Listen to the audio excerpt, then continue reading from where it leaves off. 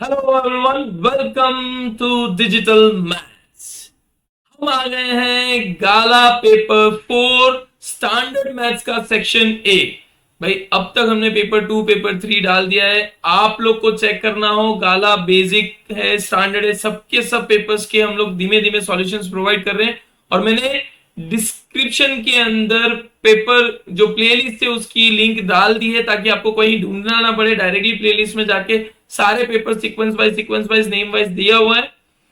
और आपको सब कुछ समझ में आता है तो भी कमेंट कीजिए, नहीं समझ में आता कहीं पे भी कंफ्यूजन है तो भी कमेंट कीजिए, बट कमेंट करके मुझे मोटिवेट करते रहिए ताकि आगे से आगे मैं इस तरह से बनाते रहूं। So thank you. Let's move on to the section A. ज्यादा टाइम वेस्ट नहीं करेंगे। गाला paper 1, days is not an irrational number. इसमें से कौन सा इरेशनल नंबर नहीं है? तो रूट 25 इरेशनल नंबर नहीं है, क्योंकि रूट 25 जो है हो जाता है 5। तो it is not an irrational number. Direct solution है, ज्यादा टाइम वेस्ट इसमें नहीं कर सकते। बाकी रूट 5 रूट 15 किसी का भी परफेक्ट स्क्वायर नहीं है, तो वो इरेशनल है। खाली root 25 is not an irrational number. For a cubic polynomial, the sum of the product of the zeros taken two at a time. देखो, sum of the product of the zeros taken two at a time means alpha beta plus beta gamma plus gamma alpha equals to होता है सी by ए। तो यहां पे आप देखोगे तो A B C and D, और सी बाई ए मतलब सी मेरा 31, ए मेरा 1, तो answer is 31। Option A correct answer हो जाता है। Answer option A 31। देखो, ये रेड पेन से मैं फर्स्ट टाइम वापस लिख रहा हूं। रेड पेन अगर क्लियरली विजिबल अच्छे से दिखाई दे रहा है तो इससे जाएंगे, क्योंकि ताकि मुझे भी कंफ्यूजन ना रहे। और फिर भी लगे तो you can tell me blue और येलो, उससे भी प्रूव कर सकते हैं। The pair of equation and this equation has their solution. देखो, सॉल्यूशन कितने हैं वो फाइंड करने के लिए हम लोग क्या करते हैं, a1 अपॉन a2 फाइंड करेंगे, तो 3/6 यानी 1/2 हो गया। फिर b1 upon b2 equal to 4/8 equal to 1/2 हो गया। c1 upon c2 equal to -12 upon -24 plus that is equal to 1/2। Since a1 upon a2 equal to b1 upon b2 equal to c1 upon c2 हो रहा है, तो infinitely many solution. अगर ये a1 upon a2 is not equal to b1 upon b2 होता, तो unique solution मतलब एक सॉल्यूशन होता, वन सॉल्यूशन। अगर a1 upon a2 equals to b1 upon b2 is not equals to c1 upon c2 होता, तो नो सॉल्यूशन। ठीक है, पर यहां पे हमें मिला है a1 upon a2 equals to b1 upon b2 equals to c1 upon c2, तो इसका इन्फिनिटली मेनी सॉल्यूशंस होंगे। Next, if x equals to 1 is the common root of the equation, then find the value and x square plus x plus b equals to 0, then ab equals to dash। भाई a into B की value क्या है? दोनों का common root है, तो मैं बोलूं a in bracket 1 square plus a in bracket 1 -3 equals to 0। So a plus a -3 equals to 0, तो 2a इक्वल्स टू 3, तो a इक्वल्स टू 3/2। तो a की वैल्यू मिल गई। इसी तरह से हम लोग b की वैल्यू ढूंढेंगे, तो एक्स स्क्वायर प्लस बी है इक्वल्स टू 0 है, तो 1 square plus 1 plus B equals to 0, तो b इक्वल्स टू -2। तो a इंटू बी, भाई a इंटू बी क्या हो जाएगा, 3/2 into -2, cancel that is equals to -3। तो a into B -3, option A आपका करेक्ट आंसर हो जाता है। समझ में आ रहा है? भाई इन्होंने बोला था x इक्वल्स टू 1 जो है कॉमन रूट है, दोनों का कॉमन रूट मतलब यहां पे भी 1 रखेंगे तो 0 आएगा और वहां पे भी 1 रखेंगे तो 0 आएगा। So that is a common root. Next question number 5, give a high five. If the first two terms of an AP are -3 and 4 respectively, then its 21st term is dash. देखो, first two terms of AP दिया हुआ है -3 और -4 and so on, then its 21st term। तो सबसे पहले a equals to -3, d equals to 4 of minus, अरे 4 minus of -3, तो 4 प्लस 3 इक्वल्स टू 7। आपको फाइंड करना है a21 equals to a plus 20d। a मेरा -3 है प्लस 20 इंटू डी मेरा 7 है, तो -3 प्लस 140 इक्वल्स टू 137। तो option B 137 is the correct answer. Option B 137 जो है वो करेक्ट आंसर है।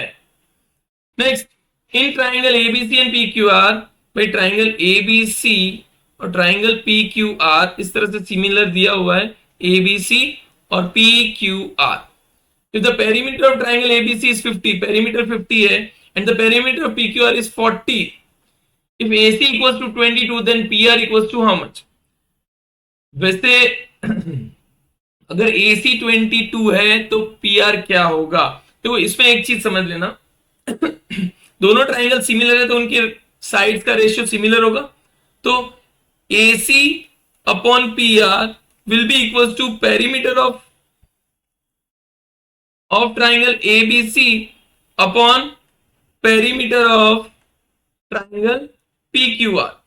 तो AC तो मुझे दिया हुआ है 22, PR मुझे ढूंढना है, पेरीमीटर ऑफ ABC दिया हुआ 50 और इसको दिया हुआ 40, ये कैंसिल हो जाएगा। So 22 into 4 equals to 5 into PR, तो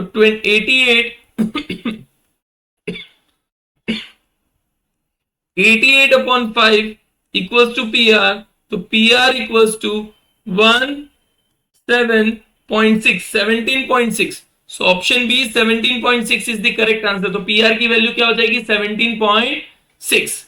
समझ में आ रहा है? क्लियर है? कोई कंफ्यूजन है?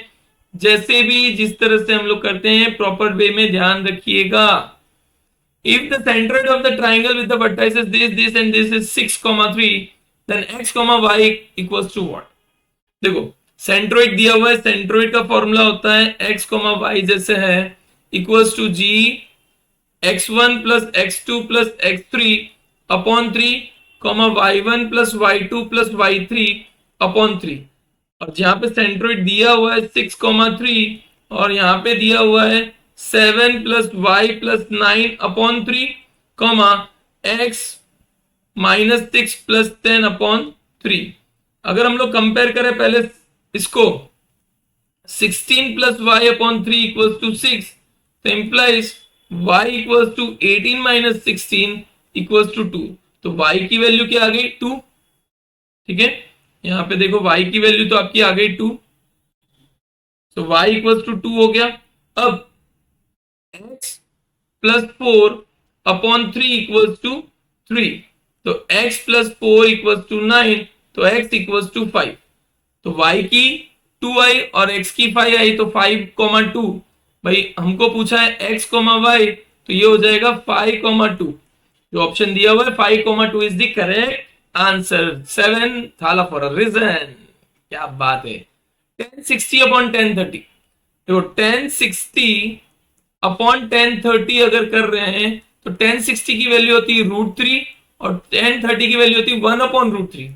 तो √3 into √3 upon 1 equals to √3 whole square, square root cancel, तो आंसर 3। भाई मैं समझा रहा हूं तो थोड़ा टाइम लग सकता है, आपको लगता है कि आपको आता है, you can move on fast forward track, और लगता है बहुत फास्ट जा रहा हूं, अब स्लो कर लीजिए भाई, टेंशन लेने वाली बात ही नहीं है। PQ is a tangent to a circle with center O from point P on the circle। PQ एक टेंजेंट है, ठीक है, from point P on circle if drawn from point P on the circle if triangle OPQ is an isosceles triangle।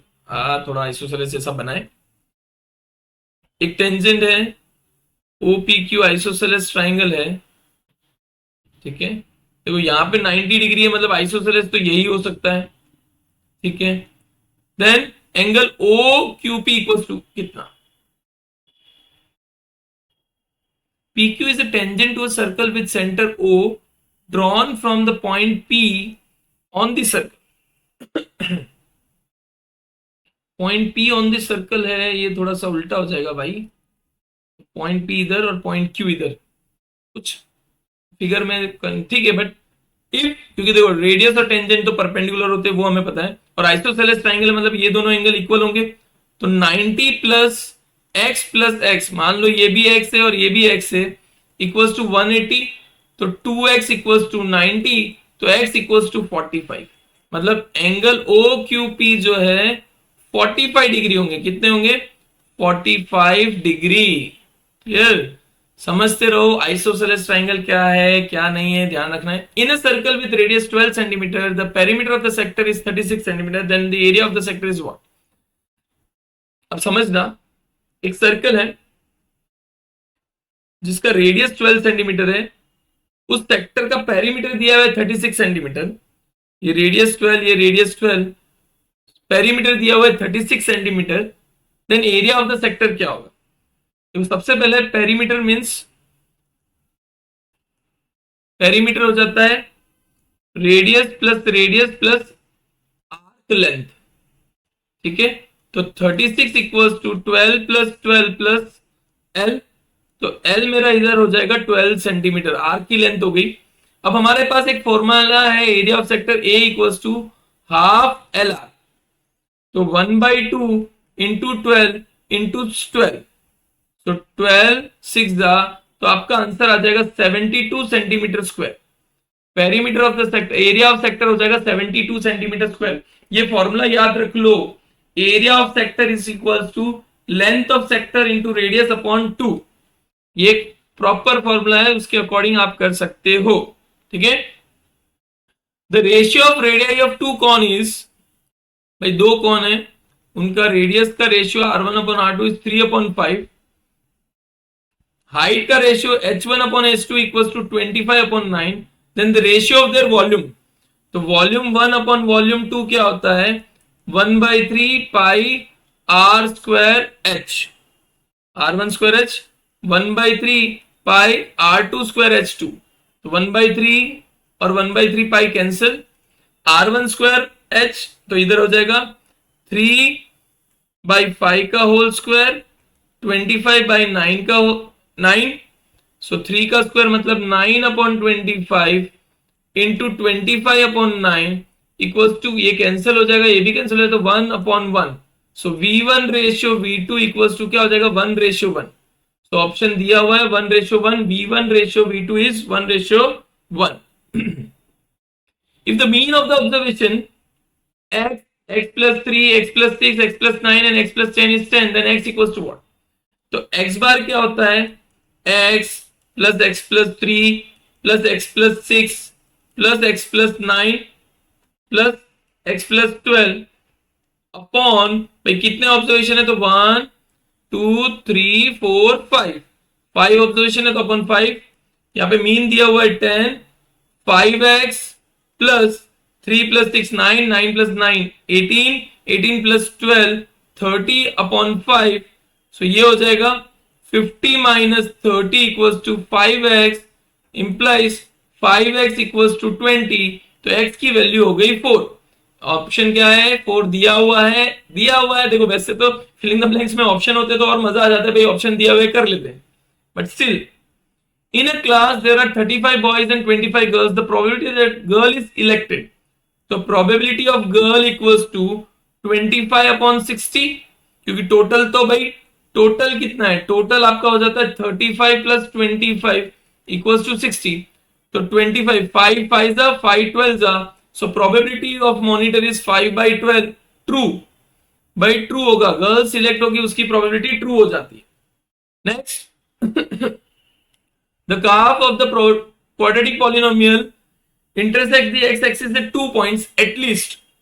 देखो at least जब आ जाता है तो इसका मतलब false, at least मतलब 2 से ज्यादा, 2 and more than 2, at least का मतलब क्या होता है? 2 और and more than 2, तो ये तो पॉसिबल ही नहीं है, more than 2 कभी जा ही नहीं सकता क्वाड्रेटिक का।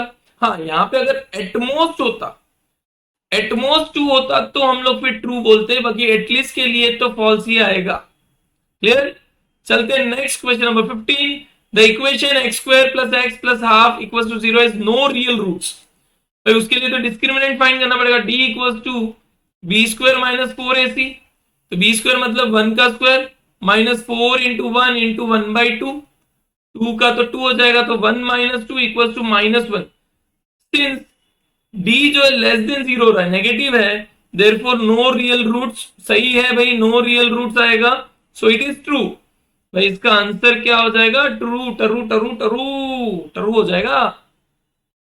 The coordinates of the mid point of the line segment joining this and this are this, so mid point का फॉर्मूला क्या होता है, तो 8 प्लस 4/2 4 प्लस 2/2, तो ये हो जाएगा 12/2 6/2 यानी 6,3। यस भाई मिड पॉइंट 6,3 मिल रहा है। मिड पॉइंट का फॉर्मूला आपको बता दूं, x1 plus x2/2 y1 plus y2/2।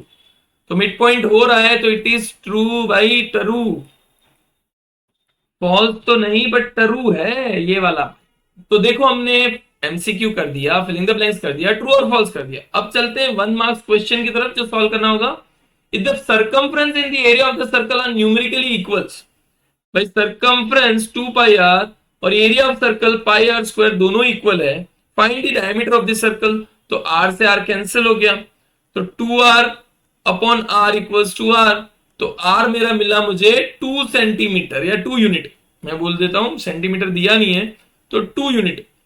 r जो है मेरा 2 यूनिट। तो डायमीटर अगर मुझे फाइंड करना है तो डायमीटर 2r होता है, तो 2 2 जा 4 यूनिट। ये 24 नहीं है, 2 है, ठीक है, 2 यूनिट। तो डायमीटर मेरा 4 यूनिट हो जाए। Find the median for the given observation. Median find करना है तो पहले असेंडिंग ऑर्डर में अरेंज करें, 8 12 17 23 25 एंड 28।